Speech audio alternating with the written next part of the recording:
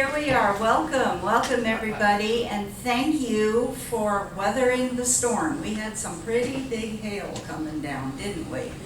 I'm not going to move around, right? Because that's good not to move around. Well, you can. I can follow you with the camera if you like. It's okay.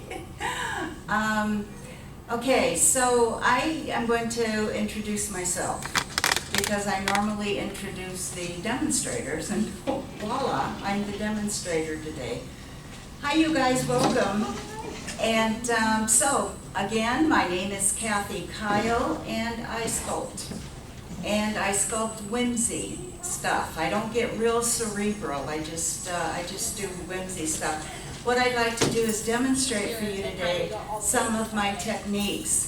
But I'd also like to inform you a little bit about sculpting and about the clay and why we can sculpt with clay. And before I do get into sculpting, because once I do, my hands, I can't touch anything. Because clay is pretty much mud. It comes from the earth. But what makes it clay is it adds kaolin to the clay, which gives it the elasticity, the memory. It's amazing what clay can retain. And then different types of clay have different amounts of what we call grog,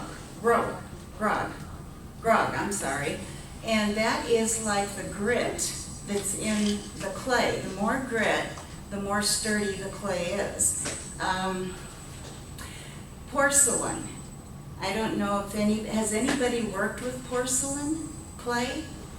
Porcelain is very soft, and it has no grit, no grog in it, and it's not really stable until you get it fired, and it's hard to work with. I haven't worked with porcelain yet, but I don't want to. I brought a couple of samples of clay. This is, I don't want to touch it because I've got to touch some other clay, but this is Black Mountain clay. It's brown. It is my favorite go-to clay. Oh, sorry. Thank you all. This little guy, whose name is Proteus, and you're thinking, Proteus? Proteus is a sea god, and he herds all of Poseidon's seals. He's the seal herder, and his name is Proteus, so this is Proteus. But Proteus was made out of the brown clay, and I fired it, and that's it.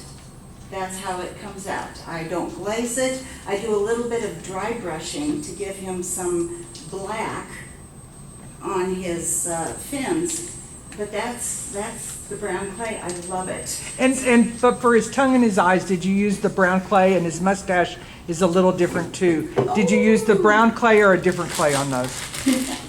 Thank you for asking. Good point. Okay, the tongue.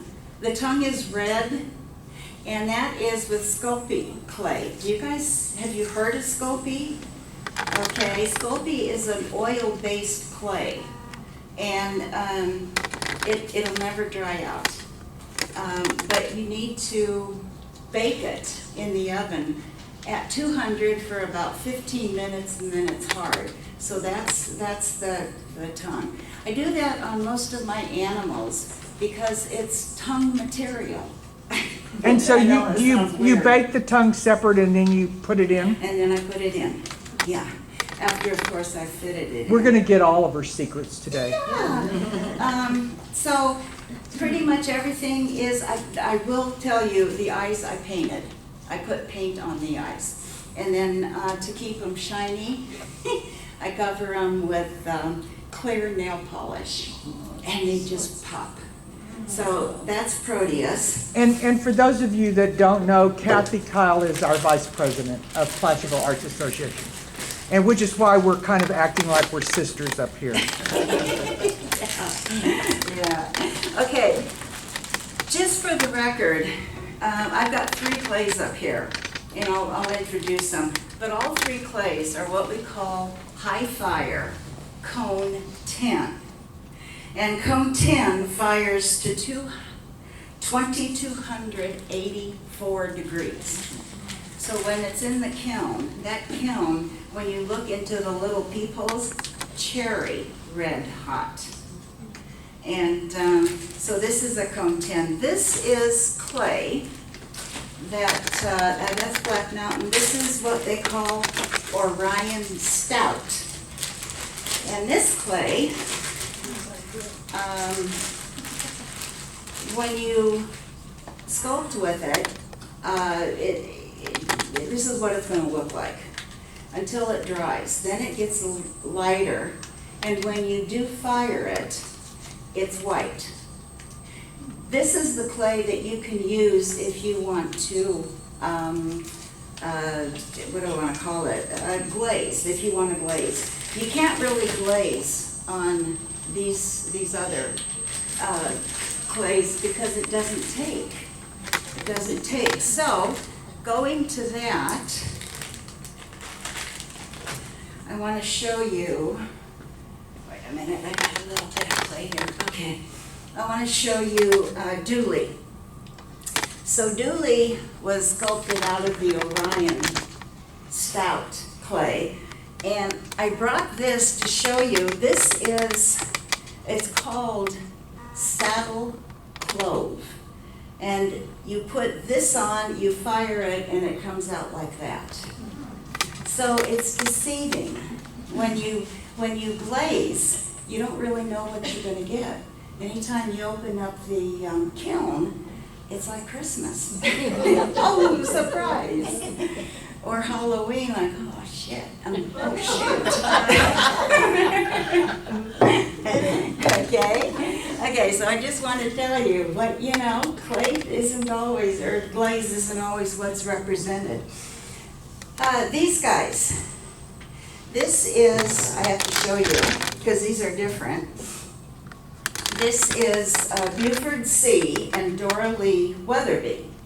And they were sculpted from the Orion Stout, but I painted them. They are not glazed. They're painted. And that's after you fire it? Right. So you fire it once, and it's called a bisque fire. And you paint or you glaze. If you glaze, then you go back for a second fire. I got lazy. I painted. So Buford C. and Dora Lee Weatherby. What kind of paint do you use? I use acrylic paint. It's not the most expensive. I get it at Michael's, and that's how that happens. I wanted to show you this one. This one I just finished. This is Cornelius Vanderpuff, because he's a puffin. But what I wanted to tell you was I made a big boo-boo, and I should have known better. Because when I fired him, the bisque fire, I had air under his wings, and they lifted off. They broke off. And if you ever undertake this and you get something like that happens, don't panic. What you do is you mix some watery clay of the same clay, add half of Elmer's glue, put it back together, which is what I did, and he's okay. But this section lifted off, and down here it just lifted off. It was my fault because when I was sculpting him, I had air under it, and you can't have air when you do firing. I'm careful about putting holes in my pieces, as I'm firing them to be bisque, so that the air can flow through. And I messed up on this one, but he's okay. Yes, Marilyn. Kathy, after you put a glued glue and the clay on, did you refire it? Yes, yes, because he came out bisque. he came out white. So he is glazed. I have glazed him. And so I fixed him, and then I glazed him, and then I refired him. And he's good. He is good to go. So I wanted to show you that.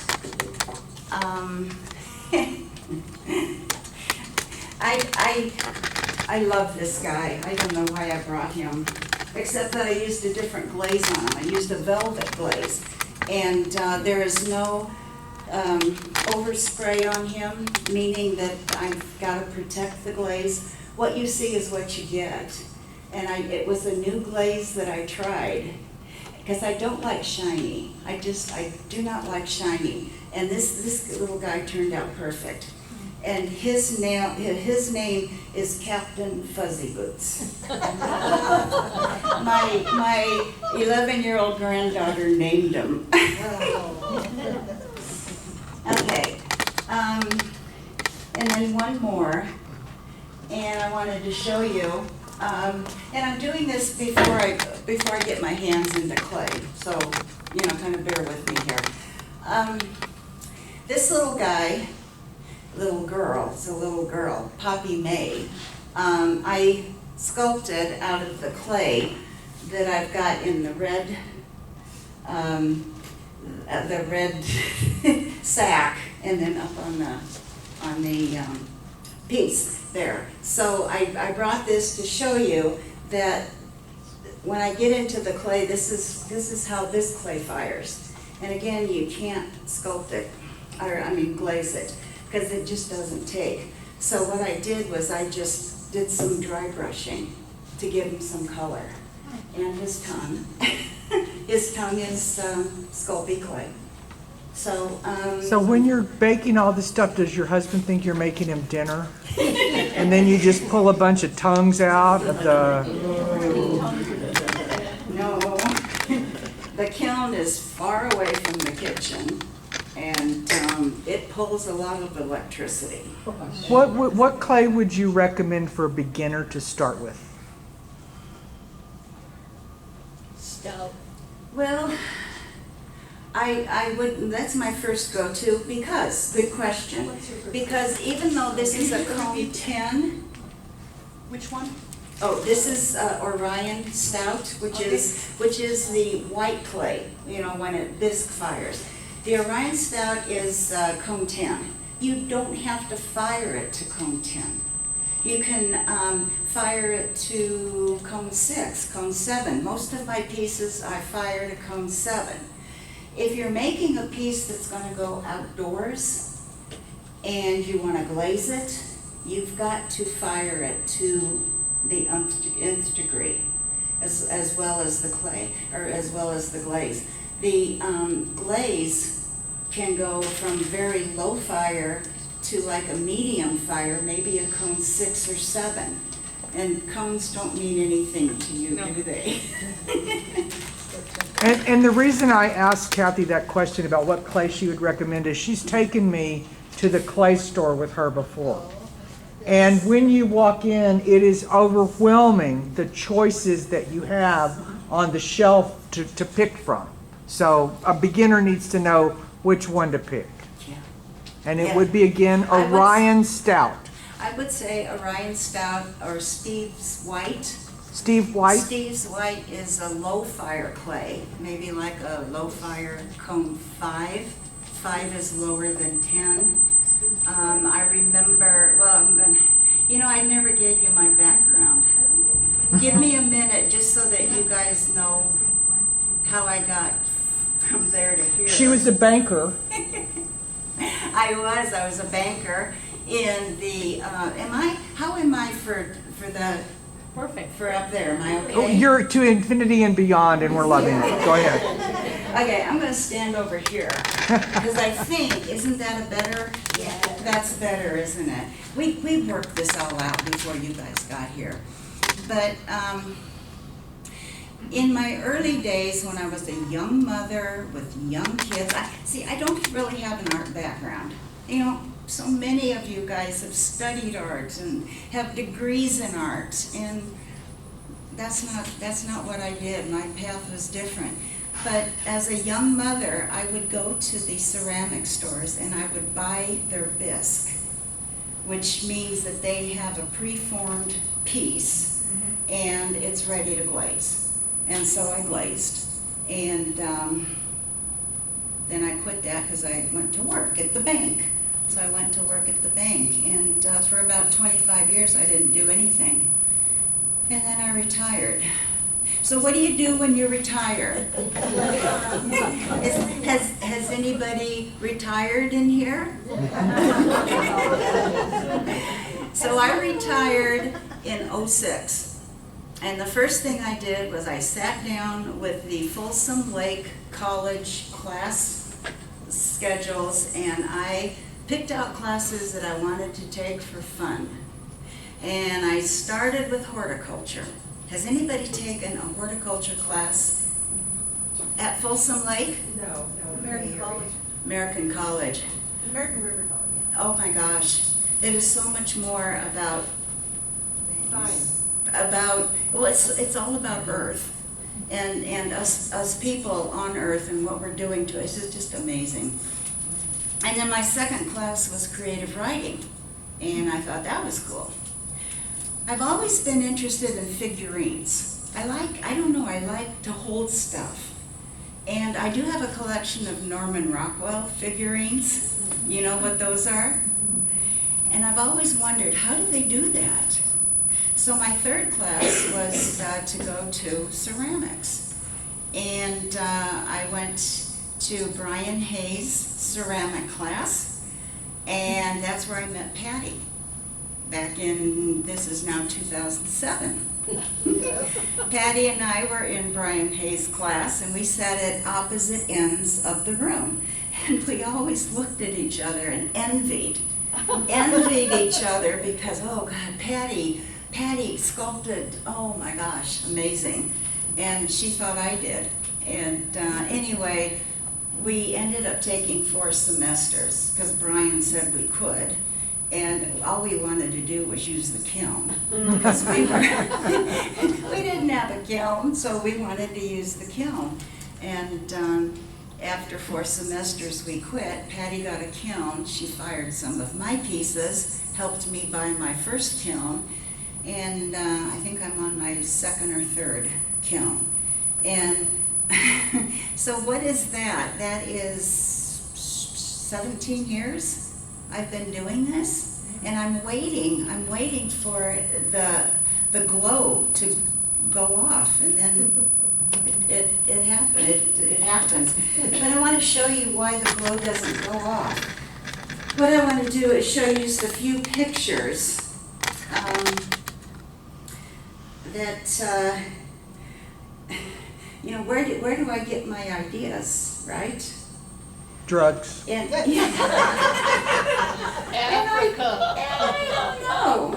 don't know.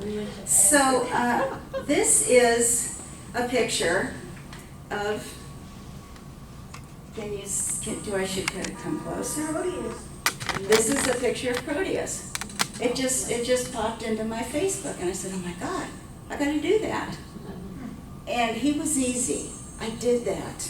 And he was okay. I liked him. Then I saw this one. And I said, oh my gosh, how easy will that one be? I said, I got to do that. And it wasn't. It wasn't. It's a balancing act. It's a balancing act, and the color, you know, I thought black and white, I can do that. It's not, it's more than black and white. So I downloaded about 300 pictures of puffins so I could. A lot of them had a fish in their mouth, so I put a fish in his mouth. What I want to show you is this picture. So this is an elephant. I happen to have done a lot of elephants. Am I in the way of people? No. Should I get? No, we got it. We'll That tell was you good later. right there. Because you're not looking at me, you're looking at the damn picture, right? Oh, Okay. yeah, it's up on the screen. I've done a lot of elephants, and I don't have any more elephants left except this little guy here on the table. People seem to like elephants, and they're gone, so they're gone. But what I wanted to show you is this is Orion Stout, and how it looks when you finish sculpting it, okay? While I've got him, I want to show you the eye, because I'm going to show you how I make eyes. Can you guys see that? You see on the picture. Here, okay? You see the eye, okay. So that's that, and then this is the guy glazed, Oh, cute. and there. Oh. So, you know, it's not your typical elephant. They don't normally sit down like that. But I have artistic license to to do what I want. Which brings me up to Proteus and Poppy May. I mean, no, not Poppy May, Cornelius. Because I'm looking at a picture and I want what's in that picture. I have to be exact. But when I can just not be exact about anything, I can go wild, and I like it. I like that. I did do this. Do you guys know about Oreo cows? Just Okay. look how those. I went and found one on the internet. They are real. They are absolutely real, and they're adorable, which is why I needed to make Captain Fuzzy Boots. I need the, what's that? Oh. That one's a double stuff. Is that a what? They have to be Double stuff Oreo. Oh, yeah. They're called Oreo cookie cows. Yes. Yeah, I like that one. Okay, and this one. Oh, I like this one, and this I don't have anymore. But this is called The Gathering Place, and this was made with the Black Mountain clay. What I did, because hippos are wet, are you seeing this? Yeah. Okay, hippos are wet, so what I did was I did an overspray of a gloss, clear gloss on it to give it the wet look. So that's how I did And what that. about the two little animals riding on it? Are those also from the same type of clay, or did you do something different with those? No, those are the animals, they're birds. Okay. The birds. And actually, those two birds are painted. They are not glazed. I painted those birds. Okay?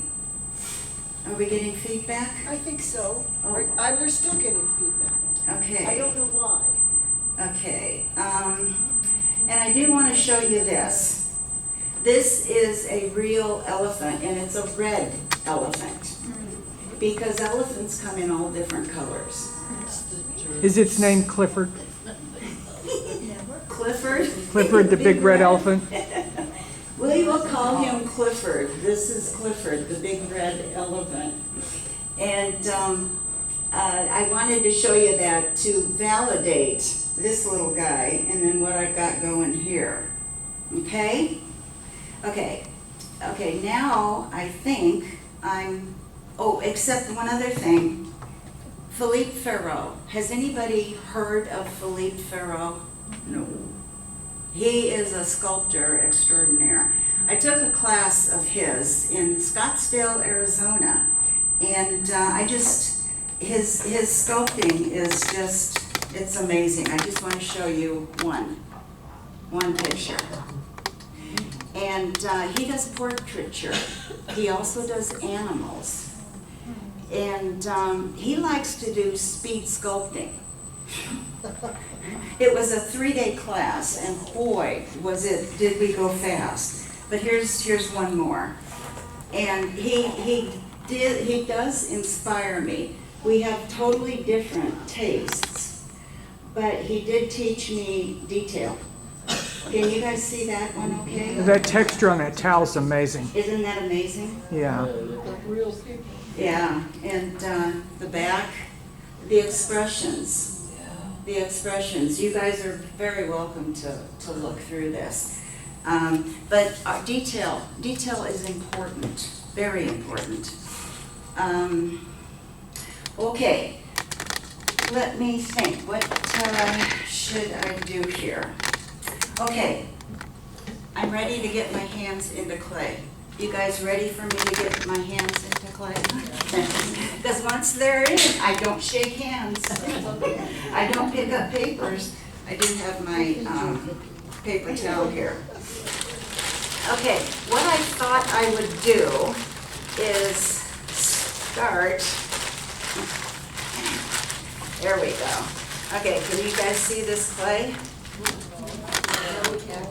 Yeah? Is that good? Do you guys see it over here? See, if I turn my head, then we lose this.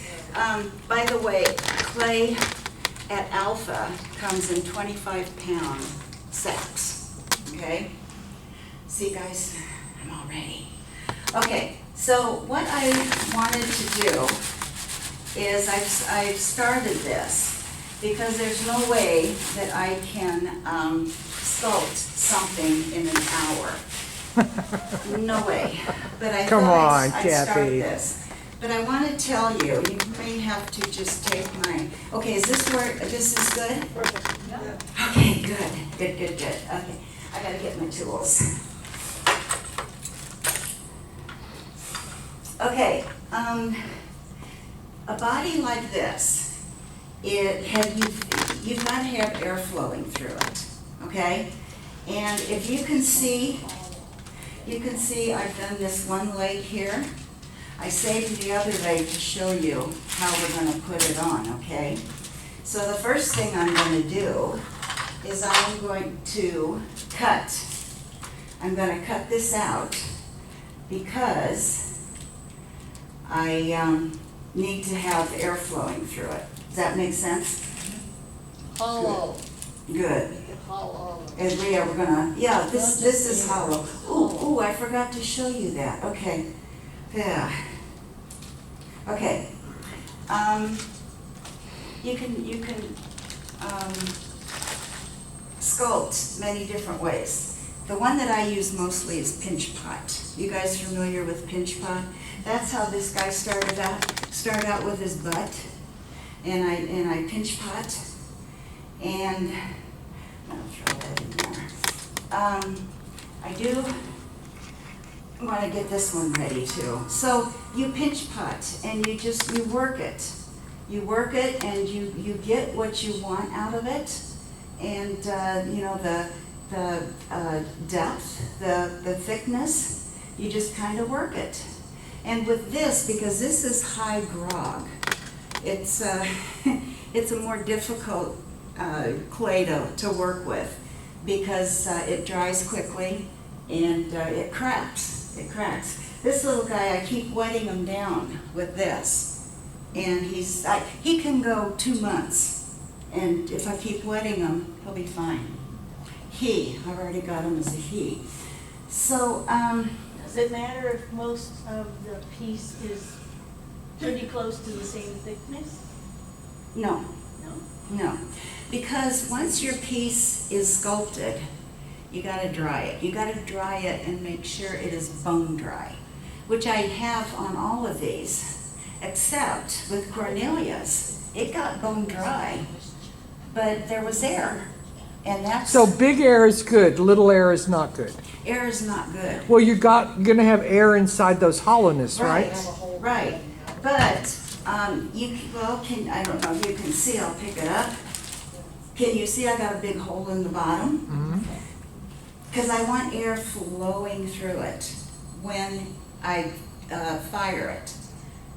I will tell you, I did an elephant, a big elephant, and I put him in the kiln and his whole leg blew off. Wow. Yeah. Yes, Carolyn. You're talking about you don't want air trapped that can't escape because then it heats up. It's gotta go somewhere. So it doesn't want to be trapped in there. Right. Do you have Even to if, wedge that? what's that? Wedge it before you start? No. No. I never do. Do you? Well, I haven't done it in a while. Yeah. Brian But says Brian wedge says it. to wedge, but- Brian says, no, I never wedge. If you're a potter, yes. You're a potter? Probably. Yeah. I'm not a You potter. wedge it. If Yeah, you're I'm a not a sculptor, potter, you don't so, have. yeah, I'm that's not a good. potter. So this is pinch pot, and this is what I learned with Philippe. Okay, so I can tell you that too. So all of these portraitures, you work off of something like this, and you just keep adding clay, and you carve into the clay. So you've got a solid mass of clay. And a lot of sculptors do this. They end up, they'll take a brick of clay and they'll just start carving into it. And then you have to let it dry to a leather hard stage, which means harder than this. And then you take your, what is this, a garroting? Garroted or whatever, and then you slice down it, and then you scoop out the inside, and then you put it back together. A lot of sculptors do that. They Does that slice make it, they sense? slice it in two and then hollow it out and then, And that's what Philippe does. And then you've got to, piece it back together and fix it. Yeah, Jerry. So Cathy, all your pieces are hollow on the inside? Yeah. Oh, I didn't know Because that. this is how I work. This is how I work. I should have showed you another one, because I also do buildings. And buildings is with slab. Patty's got a slabber where you feed clay into the rollers and then you crank it and it makes a slab. I've never had that. This is my roller. And I very rarely do slab, because I do have maybe some of you have seen a building that I do. I've seen some of your buildings, Yeah. and when you do a slab, do you dry it before you try to put it together, or do you put it together wet? You don't want to put it together wet, because it could collapse. Unless you want to just stuff it with newspaper. Old pantyhose. And newspaper, Patty has guaranteed me that this guy can go in the kiln Oh, for the bisque firing, the first firing, and the newspaper will burn up. Can I say something, Kathy? Yes. If you don't have a slab roller and you want a slab that's completely even, you can take two pieces of wood, put the clay in between them, and just use a great big rolling pin.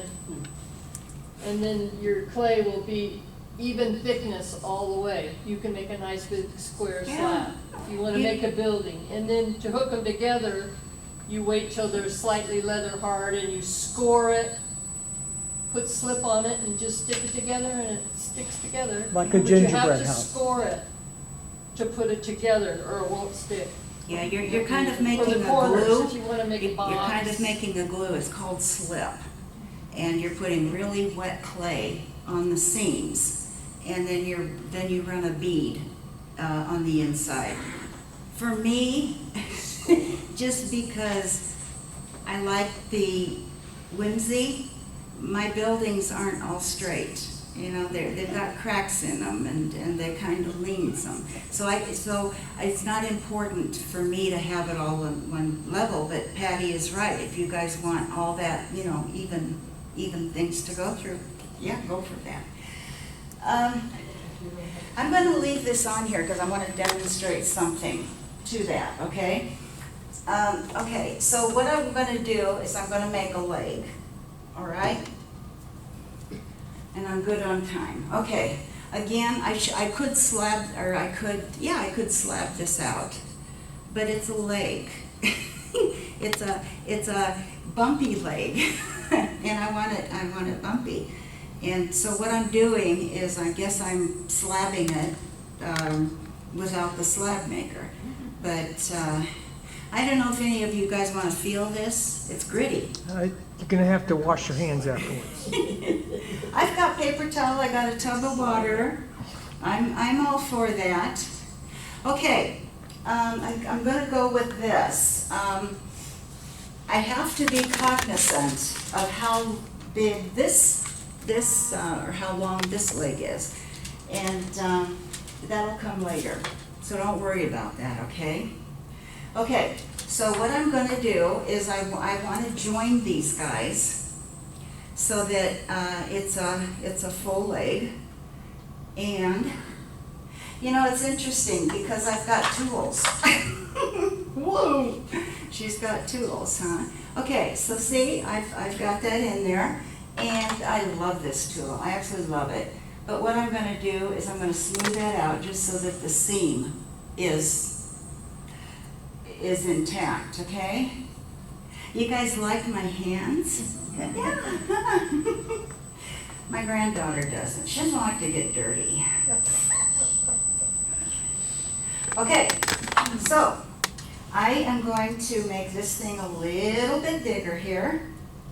What I want to do, you know, water is your absolute best friend when you're sculpting. Water everything. And I'll be using that brush in just a little bit, but I want to get this wet.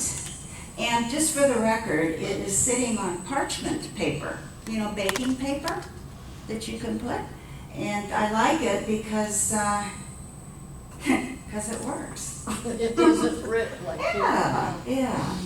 Okay, so I'm going to, I haven't decided what this leg is going to do, but I am attaching it. I'm going to use water, and I'm just going to smooth this in here, okay? No. I am smoothing it in to give it the look of a leg, right? I hope it's looking like a leg. Because it's hollow, I can go in and I can push out. Can you see me pushing out to make it chubby, make it fat? I've got a hole here, I don't like that. So I am going to add clay here. You know, you can't do anything wrong. If you do something and you say, oh God, why did I do that? You can undo it. You can cut it out, or you could work with it. You know, in the beginning, I always thought the clay told me what it wanted. You know, I was making this, maybe a giraffe or a cow, and he stuck his tongue out, and I go, no. He kept the tongue out. It was good. Okay, so I'm not going to spend a whole lot of time on this, but do you get the idea? This leg needs to be longer, so all I will do is just add to it, right? Yeah. You sketch before what you were trying, or you just go by? Yeah, I can't draw. No, that is fascinating that you can see what you're doing. Patty draws. Patty draws really good. I can't. If I were to draw it, it would not work out. It wouldn't work out at all. So look at, see, I just added to it. And of course it's long, so I'll just cut it off. So for example, this leg here, I'm not sure I like it. I think this is too pronounced. So what I might do is carve this down. See how that works? Because I have to put a knee. I have to put a knee on them. And so, I'll just carve it down. Maybe I just want them smoother. And I'm not going to, I'm not going to spend a lot of time on it because I don't want to take that up. But what the heck, while I'm here, I'll show you. Okay, so, because I wanted to show you how I do knees. So, I love knees. I love everything about the elephant. The wrinkles, the eyes, the ears, the trunk. I love it. I love it. So see, what I did is I carved it down, and I'll probably tear it off again. But then what I do is I love this tool. This is my my wrinkle making, eye making. It's just a fabulous tool. And where do you find that tool? What's it called? It is called a tool. And it's no longer at Alpha. I have gone to Alpha, and I came up with something similar, but it isn't the tool. So what I do is then I The just tool go. is a secret. Yeah, so I just go and I just make imprints. See how that works? And then I take my brush. Maybe that makes me a painter. But then I take the brush and then I go in and I work with the grooves that I've made, and I kind of form the knee like a joint the way I want to. And, I'm doing this quickly if I were at home. And this is why I can't do plein air, right? Does that make sense, Jerry? Can't really do plein air. Not too many elephants around here. But you kind of get the idea. Yeah, and then one other thing, don't take offense. But, working with clay, especially on a horse's neck, it's sensual. It is. Right, Patty? Right. Or when you're making an octopus drawing. Yeah. So that needs more work, but I wanted to show you how we did that, okay? You should get a fans only page. Of what? Fans only page. Boy, I think people would buy into that sensual horse neck Sensual. stuff. Yeah. Don't knock it till you try it, right? I don't know if you noticed, and once I get my hands clean, you can see the elephant again, but wrinkles. You know what? I'm kind of bouncing around here, but skin on the elephant. I don't know if you'll be able to see this, but you put this in here, and you've got instant elephant skin. Can you see? See how that works? I have a whole bag of imprints. I think this is a cantaloupe bag, and I've got a kiwi bag in there, and I've got some lace, and you just imprint. And that's magic. That is magic. Okay, so I showed you. Did you guys see that? Yeah. Okay. So I've attached the leg. Does anybody have any questions about the leg? How do you know you're not getting little tiny bubbles in the part that you're attaching? Oh, here?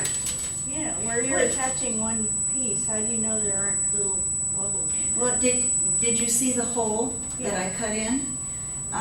You press and you work it, and it works. Just hope there aren't. Yeah, this thing with Cornelius, oh gosh, it's probably been 8 or 10 years since I blew off that elephant's leg. Blew it off. I mean, it was just boom, blew off. But I saved it. I saved it by doing the Elmer's glue and the watery clay, and I rebuilt it, and then I refired it, and somebody bought it, and they're very happy about it. I think. They bought it. Okay, what I want to do is show you wrinkles, okay? Because this guy's going to have a lot of wrinkles, and I'm going to show you how I do wrinkles.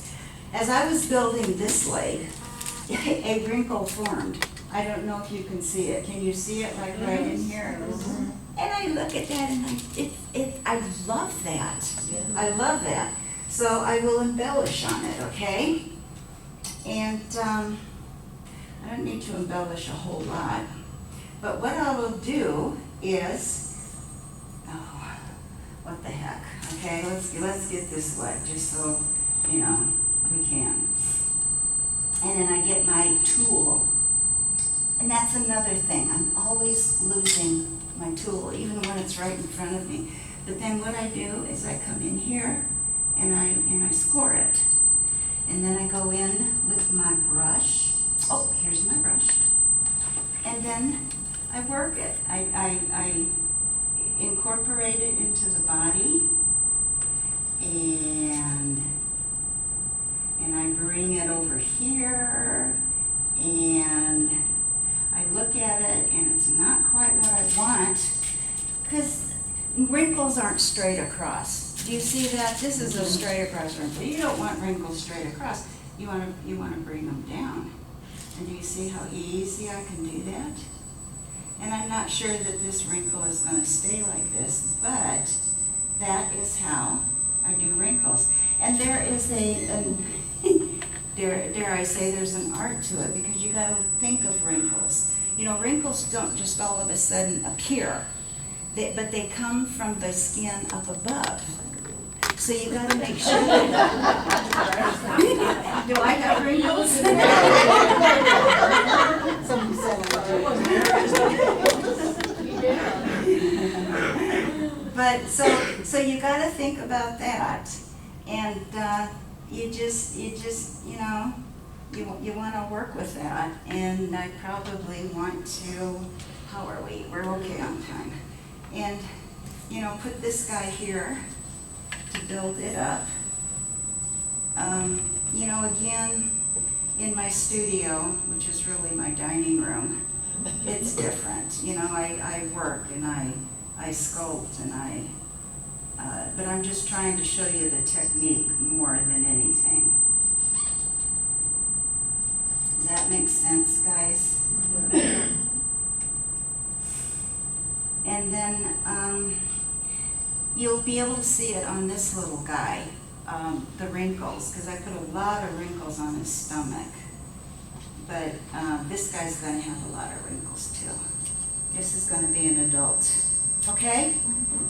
Got the idea for wrinkles? Yes, they are. So when you're thinking through these wrinkles, thinking through these different physiological aspects of the elephant, or do you have pictures in front of you at the same time, or is it just really from your memory, from your mind, how you want to go with it? Okay, good question. No. With an elephant, well, yeah, you know, I might refer to an elephant that I've sculpted before to see how the legs are. Do I want the legs the same, or do I want to change them? See, I was thinking that this leg, maybe I want this leg to come out, and then I want the front leg to come down in. But I might change that. I might have him cross his legs. But as far as I have to look at elephants, pictures, many pictures of elephants to see the shape of the head. Because when I'm done, it's got to look like an elephant, right? People got to say, oh, that's a dumb-looking elephant, but it's an elephant. Some of you guys saw Mortimer, the camel. Well, you know, does he look like a camel? Yes, because he's got the hump. But I had to get the shape of the head. And then big lips, you know, camels have head, you know. So I exaggerate the lips. And so in that respect, yes, I look to see that I've got an animal that's going to look like the animal. But not while you're working. It's in your head, and then you're working through it. Yeah. It's a caricature that you're creating. So. Yeah. Right? Yeah, and I've got free reign, artistic license, as Carolyn said. Yeah, I have artistic license. I can do just about anything. How many days could you leave that at room temperature and still be able to change it? This guy? Well, what I do is I take the sprayer and I spray. Okay? Now I notice, like on the back here, I've got a little hole. Okay? Because it's the clay. Orion Stout, oh gosh, Orion Stout is smooth and it's so forgiving. This clay is not. But I want to patch this hole because I want to. I don't want a hole there. And so I am, I keep losing. See, I lose my tools at home and then, I mean, they're right in front of me and then I lose them, okay? Okay, we've got 5 more minutes, and what I want to do is show you how I do an eye. You guys want to know how I do the eyes? Yes. Yeah, Carolyn. Really quick, I'm not sure you finished answering her question about how long, but you spray him and you wrap it up in plastic, you don't leave Absolutely. it. Right, well, you can, Because you've got, they'll have your Well, package. but I started out by With saying, wrap. this can go 2 months. If it's covered. If it's If I've covered. covered it and I keep it damp, I keep it wet. How long could you go on vacation for with just a cover on? If I go on a vacation for 3 months, it'll be dry, even under the cover. But then I rehydrate it. Oh, okay. That's all you have to do. When your clay is hard, you know, you just give it the good old squirt, and It's very forgiving. it is, because clay is made up of a lot of water. The thing with this red clay, other than my hands, it dries quickly. It dries quicker than these other two. But I wanted a red elephant anyway, okay? So I'm covering this guy up, and You have to leave it open so people can look at it closely. oh, I can do that. I can open it up again. Okay, I am gonna put this on my cover here because I don't want clay to go anywhere else. Okay, what I wanna do is show you, and I thought, how can I do this but to bring in Philippe Ferreau, okay? And I wanna show you how I make an eye. You got that? So this, forget the fact that this is a head, not a head. What I want to do is just get some clay in front of you so that I can do an eye, okay? Okay. I like big eyes, even though, I'm trying to think. I just like big eyes. And I did hear with painters, when you're painting a portraiture, isn't that the first thing you want to do is to paint in the eyes? Because that'll give you the soul of the piece. Is that right? Did I hear that right? No? Has anybody heard that? No? Sounds good, Kathy. Somebody said it. So, what I'm gonna do is I'm gonna make a hole here, okay? And I just needed to get enough clay so that I can get a hole without going into the newspaper, okay? This is the tricky part because I'm always, let me see. That is a big eye hole, huh? Yeah. Yeah, I think this is a big eye. But what I do, I have found that if I take a ball and then I get my guillotine and then I cut it, I don't know if you guys are seeing, but I'm cutting right down the center, okay? And now I've got an eye. Now I got an eye that I can just put in there. Ta-da! See? Is that cool? It's really cool. It's like from outer space. Do you do eyelids, Kathy? Oh, yeah. That You don't is have to the, score it to, that's- when you put no. it in or anything? no, this Just the clay, pleasure? this clay is very Oh, wet, okay. you know, because I just pulled it up from there. So then what I do is I always kind of go for the top. And it really doesn't matter how much clay you use because you score it down. But this is where the expression in the eyes come from, is the eyebrow. You know, the eyebrow up or down. Is it sleepy? You know, I put the eyelid halfway, you know, through the eye. So what I'm doing is I'm just, you know, kind of playing with this, right? I'm playing. It's just a thing. And what I'm going to do is I'm going to attach it, okay? That's easy, right? Anybody can do that. Okay, then I get my tool. My tool. And with this, I start scraping it back, okay? So what happens when I do eyes, the eyes get bigger than what I thought they would be. Does that make sense? But I make sure that I've got corners here. And then I can play with this. If I want more expression, I can just go and lift up, okay? And then I get, water, because water is our friend. Oops, I got 2 minutes, okay guys, hold on. Okay. Okay, so that's kind of how that goes. And then I always like the bottom lid, because that's when I can get my wrinkles in. So I do this again, but you want to make sure that the clay that's up against the eye is kind of smooth, because you want it soft. You want that part soft, and you just kind of work with it, and then you do kind of want it to go down, and then you attach that, okay? This is not how Philippe Ferreau does it. No, he actually, I don't remember. But he does a good job. He does a good job at it. I just do better, right?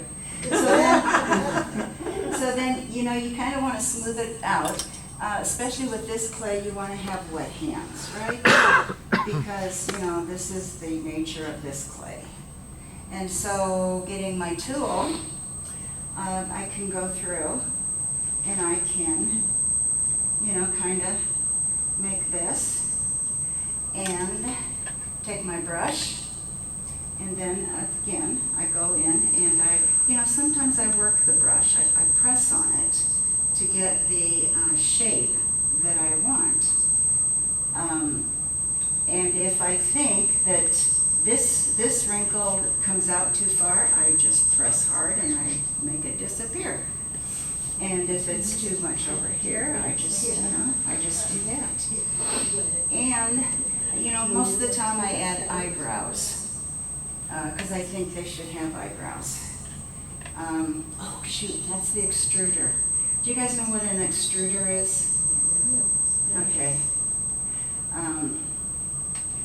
Okay, so that's, and look at it, it's 3:30. That eye is looking very lizard-like. It is, isn't it? Yeah, it is. Kind of long. Yeah. If I want it, It's a frog. you asked, if I wanted it rounded off, all I have to do is add some clay here and, kind of round it off.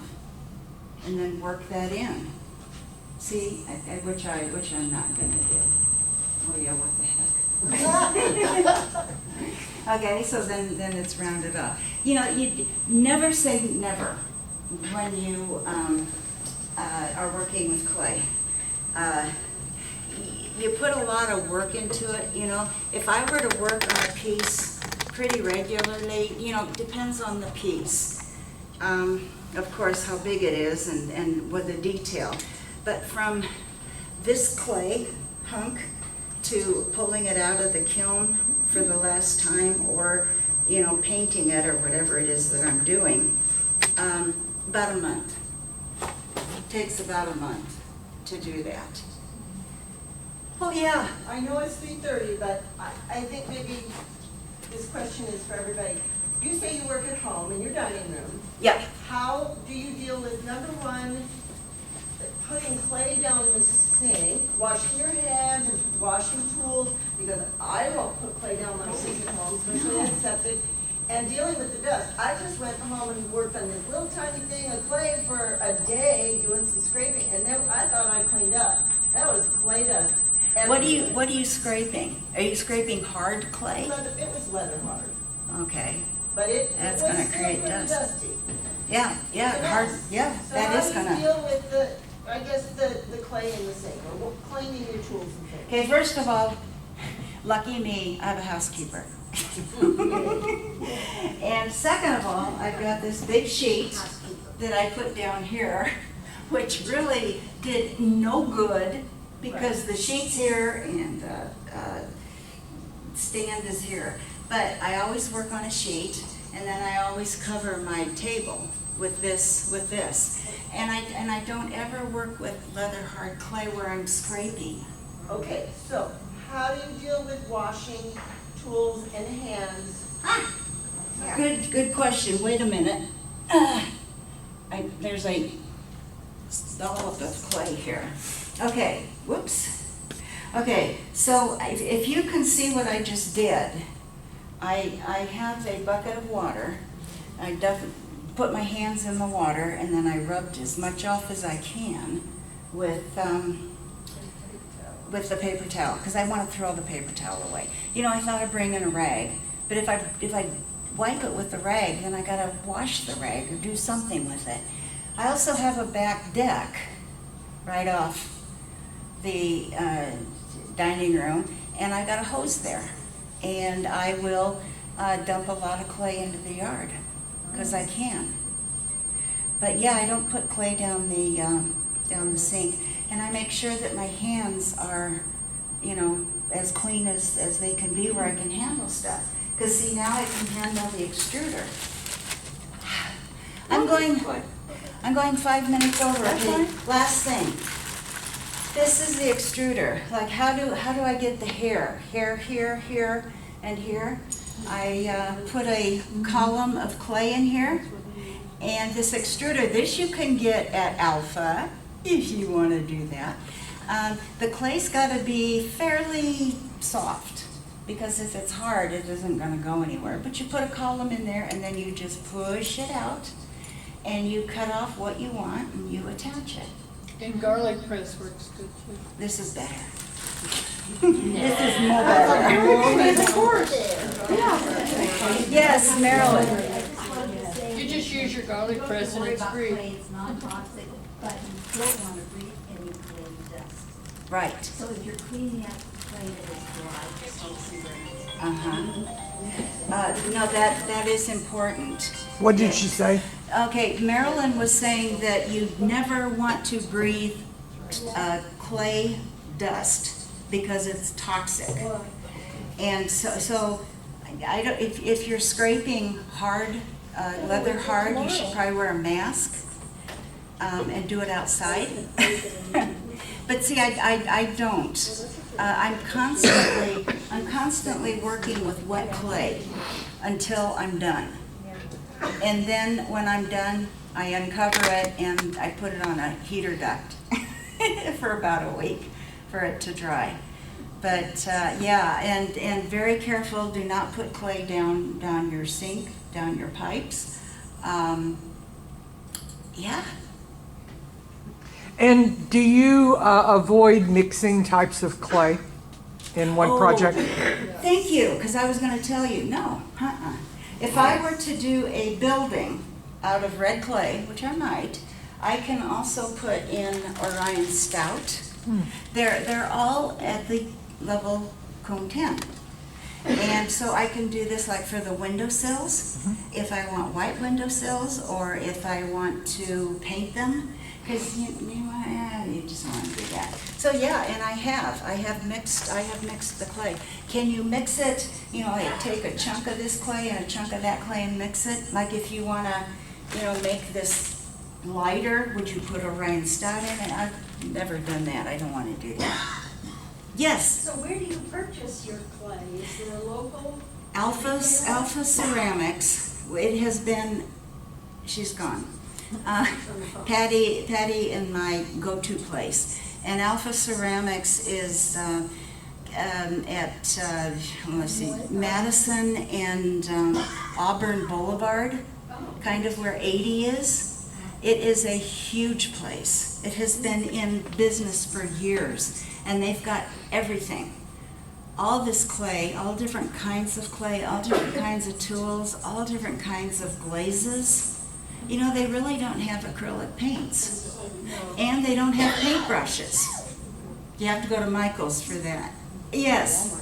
Industrial mineral also, I don't know the address, but. IMCO, right? IMCO. Yeah. Yeah, it's out in the movie. Yeah, Patty and I did find our way there once. I think that's Laguna clay. Yeah.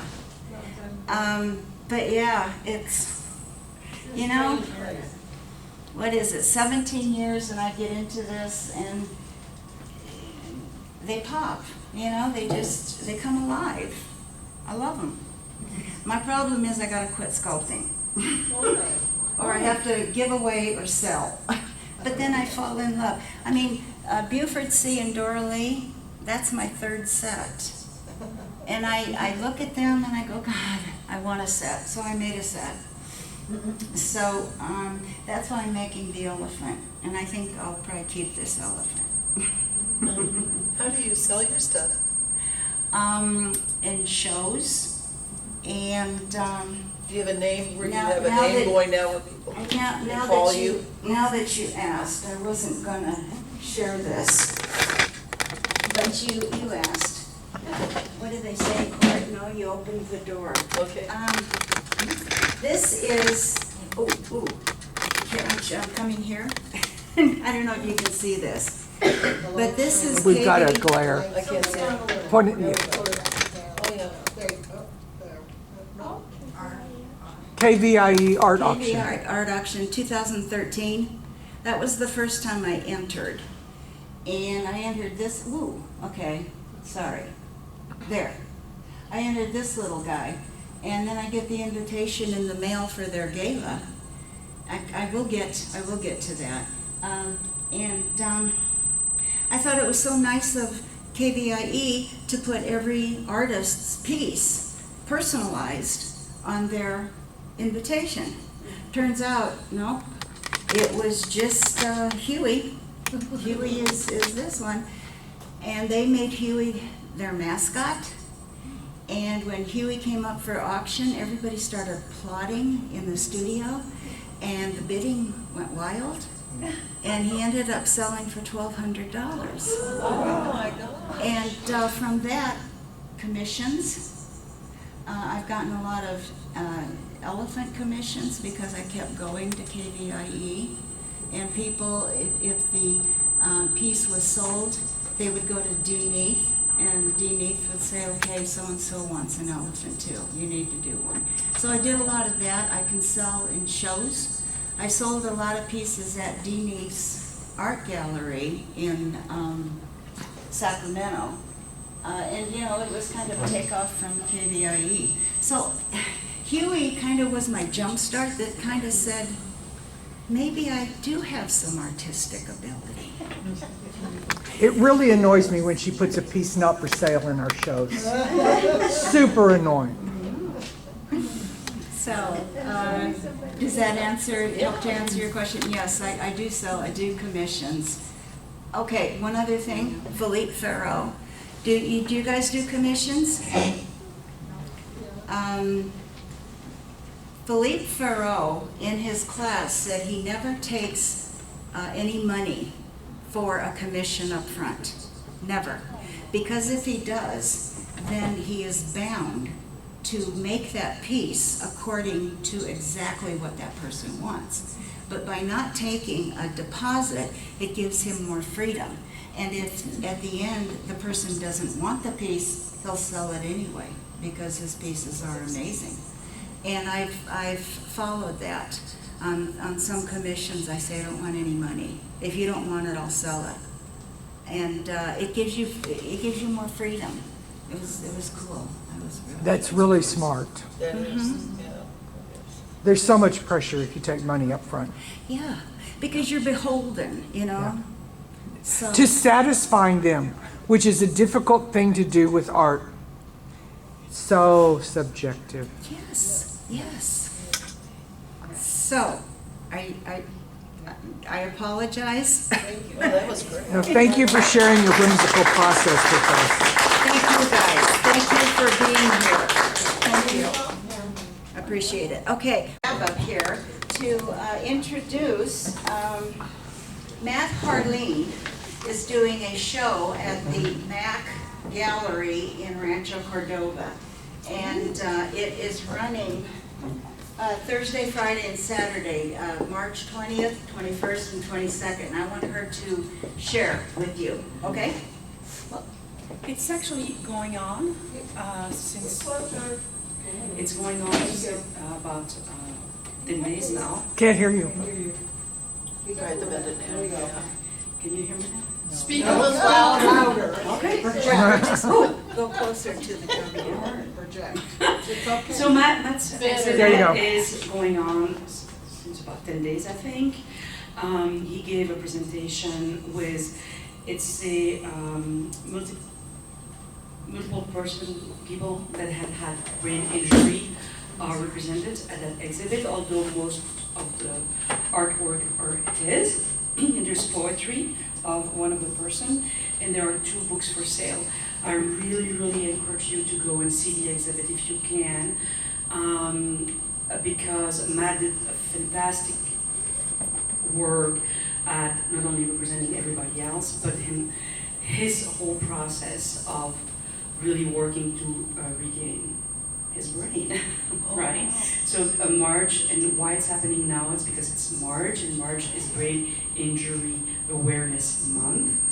And this is Matt's book, and this is the combination of everyone else's in the exhibit book also. Each one are $30.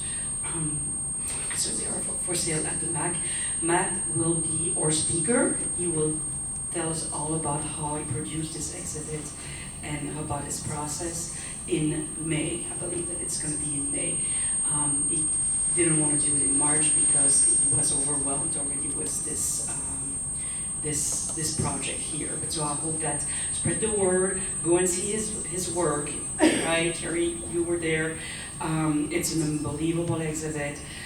Really humbling to see one of our artists from our community putting on such a show, and his generosity to bring also other people with that went through a trauma like his along with him to present there. So there, I would like to encourage you to go. I think it lasts until the end of the month, but call the MAC and you'll have, or go on their website and you will see the full dates, and be here in May to listen to him. And also in May, we'll have new members introduce themselves and bring some of their artwork to share. So that's on our agenda for May. And then on our agenda for April, in addition to our presenter, who I'm not sure who it is. Do you know? I don't have that information, but it's Let the Light Emerge. We'll have our challenge, Let the Light Emerge, in April. So April, Let the Light Emerge. May, we're going to have new members introduce themselves. And then in June, we're going to do the challenge, which will be for everyone to share the panels that they're making for the Honeycomb Project, because we're then shipping them off in June. So keep those all on your date books. And Jerry, you have a question? No. Okay, Jerry. Jerry, would you please come up? Jerry's got important words to tell us. So, May 26th, we're doing our first annual plein air art competition. April 26th. Oh, did I say May? April 26th. A Saturday. We have 15 people entered so far. If you know a plein air artist, if you're not one, but you know somebody who does plein air art, they have until the end of this month to sign up. Just go to the website and they can enter the show. We want to make this successful so that we can do it again next year. So please spread the word for everybody. Appreciate it. Thanks. Okay. And then I'd like to bring up Carolyn. Carolyn's busy. Busy, you'll find out how busy. Hi, I'm Carolyn. Can you hear me? Yes. Okay.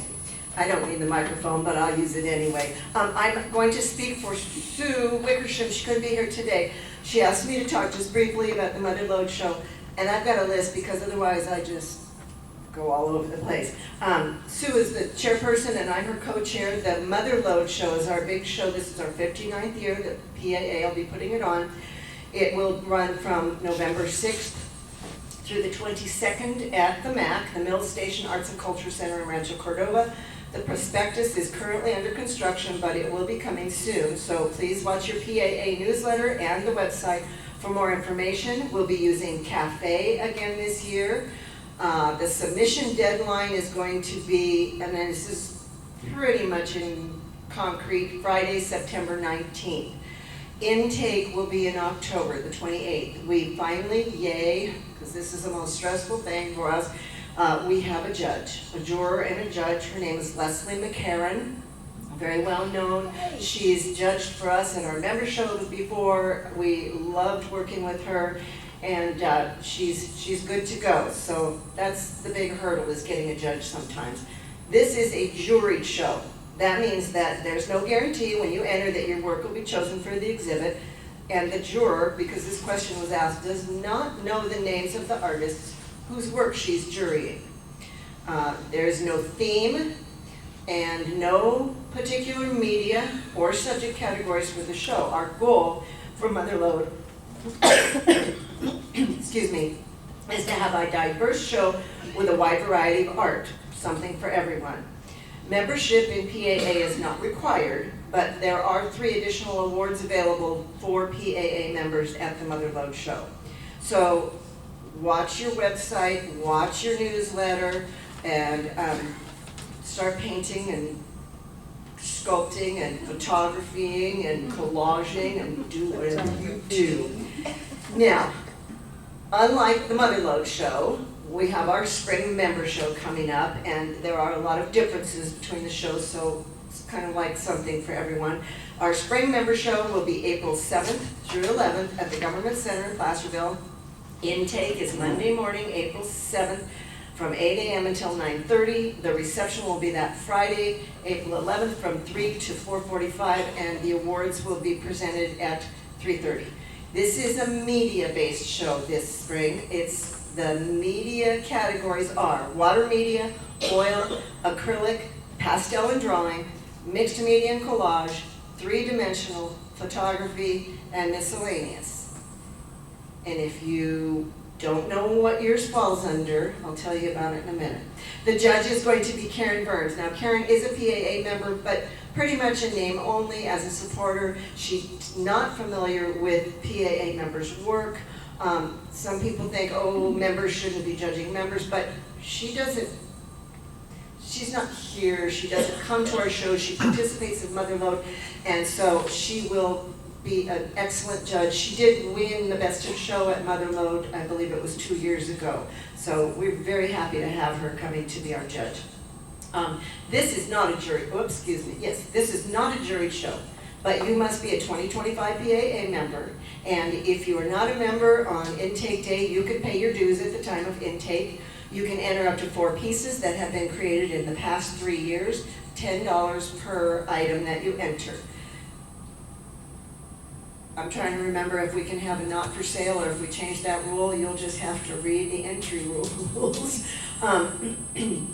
So please read the information about hanging devices. We can be a little flexible about this if your device works with our hooks, but you won't know that until you get there, whether something is going to work or not. So it's best to have a wire on your 2-dimensional work. Please cover any exposed sharp ends of the wire. And we have a new rule: the maximum width is 4 feet, including frames. You can be 6 feet tall, but only 4 feet wide. We almost ran out of room last time. Cathy Keil, our resident sculptor here, you need to contact her regarding, over here. They're all reserved. Somewhere. They're all taken? Yeah. Okay, all the pedestals are We reserved. have 9 pedestals, and they're currently all reserved. Oh, Okay. good, that means. That is good. Yeah. This is just the 2nd year, I think, that they're allowing us to have 3-dimensional works. We're really excited about that. Keep in mind, a 3-hour shift at the show is required as part of your participation in the show, although we do understand that there are sometimes extenuating circumstances for some people. We do have a limited number of alternatives to sitting a shift. These include helping with outtake on Friday or bringing snacks for the reception. Or if you volunteer to clean Carolyn's house, Yes. that will also work. In our house, we're good. I have a housekeeper too. But I don't. if you cannot sit a shift and these alternative options are already filled, you can find another PAA member to sit for you. If you're going to do that, please be sure to let the scheduler, I believe that will be Linnell, know who that's going to be on the morning of intake. And it needs to be a PAA member, It needs so to they're be- covered on our insurance. Yes, an adult PAA member. Detailed information is on the website. You can find the spring show information on the first page, click on that for more information, and you will find the entry rules, the entry form, and very detailed information about the media categories. Please download and print the entry form, fill it out, and bring it to intake. If you don't have a printer, we'll have a few extras, but we'd rather you have that ready when you get there. Are there any questions? Oh, first of all, if you have questions about your entry, you can talk to me after the meeting, or you can email me. My email address is all over the website and the newsletter. But please, read the information. Make sure you're following the rules. And are there any general questions here about the show? Going? Gone. Okay. One last thing. Yeah, they let me talk so much because they know I love to talk. Okay, we're going to have a yard sale. A while back, some people donated some art supplies and a variety of stuff to Linnell, and poor Linnell was a bit overwhelmed with all the generous donations. So myself and Wendy Scarlett went to her art barn and we just cleaned the place up. We hauled stuff away. Some of it went to the dump because, you know, people like to donate things like old jars of paint that aren't any good. But we've collected what's usable, and we're going to have a yard sale. It's going to be Saturday, May 17th from 9 until 4 of used art supplies. It's going to be in Placerville. You can look on the website for the address. It's off El Dorado Road, easy to get to. We have, hold on. We have a variety of frames, books, some paint, storage items, easels. There's 2 beautiful French easels. So if you need an easel, you better be early, but not before 9, please. We have linoleum cut materials, jewelry making materials, and a variety of other goodies. And we would love to take any of your stuff. Anything, if you would like to go through your stuff, you can bring to the April 21st meeting, and I will take it with me. Or you can contact me and we can figure out a way to get your stuff to me. Please don't bring me more junk. Don't bring me cans of paint that are all dried up or paintbrushes that cannot be used. We don't need those things. You know what I mean. So information and the location of the yard sale, as well as my email address, is on the website and in the newsletter.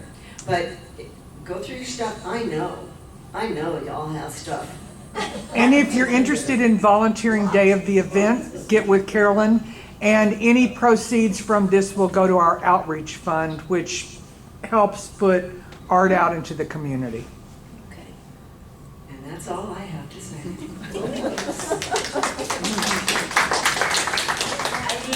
I don't know how we could run this club without Carolyn and Linnell.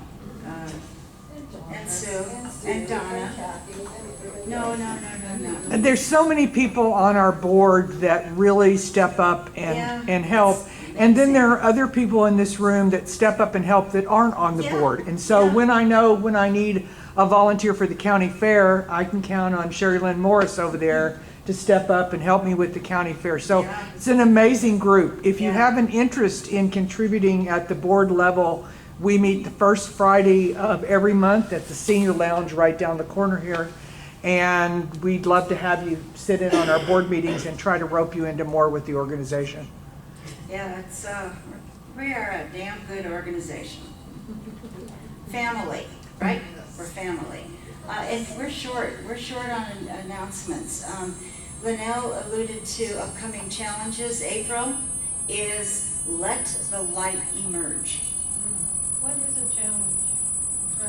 Oh, a challenge. A challenge is we artists work on a piece, and the theme is different. And we try to do this every quarter. And this one coming up in April is Let the Light Emerge. Okay? And you bring your piece in and you get to show it to everybody. Yeah, we do a Right. show and tell in Right, front of the it camera. isn't- it's not a judging, it's not an award winning, it's just sharing our ideas, our pieces. It's But fun. we sometimes see things from these challenges end up in our next art show. Yeah. And we might even see things from this particular challenge end up in the art show right in front of the challenge. Because we have an art show before the next challenge. Yeah. So it's possible you might see someone's Let the Light Emerge piece both at the art show and then again at the challenge. Yeah. Yeah. In June, Wendy, we've had this honeycomb project, and Sue's not here to talk about it, but it is amazing because it's nationwide. And it's a honeycomb octagonal thingy, I think it's like 8 inches. And we have given out 20, how many? A bunch? I bought something like 32 and I think they're all out, so Okay, a so lot. the artists in our club have taken 1 or 2, and then they can paint on it, make a mosaic, do whatever, and then it ends up integrating with all the other artists in the nation. And then this goes on display in various cities across the nation. Very exciting, and that's what we're doing in June. People are good, artists, you guys are gonna bring your honeycomb. And unfortunately, the deadline for getting a honeycomb has already passed because we had to let the organizer of the nationwide thing know. Okay, but it sounds like they're all gone anyway. They are. Good job. And then in October, we just threw out at the last board meeting, cats and dogs. And I already got to do, no, I'll do another one. Is that right, Jerry? Is that what we did? What's that? I said, is that right? Cats and dogs? Is that what we ended up with? Somebody threw it out and I just jumped all over it. I mean, how can I do Let the Light Emerge? I mean, hello. Hello. And as has been said, 9 pedestals, they're all taken. Sorry, anybody who wants a pedestal here can't. Sorry. Birch Junction canceled, we know that. Outreach, Wendy is the CEO of Images of Hope. And Wendy was, and thanks to Bill, was our conduit, connected us with Image of Hope, and we gave Images of Hope a check for $575. Images of Hope and More Rehab are going to be coming to our May meeting, and they will be thanking us. Right, Wendy? Is that the term? Wendy's gone. Wendy's gone. Oh, shoot. Yeah, Bill and Wendy. And Bill and Wendy had to sneak out. I am so sorry. Okay, Wendy is gone. All right. I'm sorry. Excuse me. And if she responded to you, we were all going to be worried. Okay, so Wendy and Bill and Kristen from More Rehab are going to come in May. And I can't emphasize enough. Check your newsletter. The newsletter is full of art classes. It's amazing. I mean, there's got to be 6 or 7 of them always listed. A lot of them are at the MAC, which has opened their arms and their heart to us, and it's really a good thing. Studio tour. The next meeting for the studio tour participants is at Rayleigh's this Wednesday, at the Rayleigh's Community Room at noon. Okay? That's the one in Placerville on Placerville Drive. Yeah, forgot to say that. Well, yeah, because Yeah. El Dorado Hills too. Okay, and I think with that, unless there's, whoa, Carol. Flowers. Don't forget Oh, flowers. God, of course, flowers. Okay, hold the phone, hold the phone. Okay, we have got 21. So, Sherry, pick a number 1 to 21. 17. 17. March 17. Marilyn. I wanted with the number 17. Well, congratulations. Well, then you pick a number now. Let me pick another number, and then somebody else can take it. Oh, you want to spread the joy? I had it last month, that's not. Oh, you want to spread the joy? Well, aren't you So sweet? I'll just say 11. 11.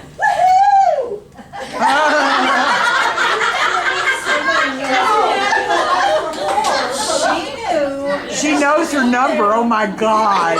She's probably sitting there going, pick 11, pick 11. Could not go to a more deserving individual. Congratulations. And thank you, Donna. Donna brings flowers every meeting, and she auctions, well, we Give raffle. them away. What do we give do? them away. It's not We an give them auction, away. it's not raffle. We just No, give but them we choose. It's not we give away, because if we gave away, everybody would take a flower. lottery. A draw. It's like a lottery. A draw. Yeah, we draw. Okay, We we draw. draw. Thank you, Donna. Thank Oh, we you. draw. Okay, we're done, and we're done early.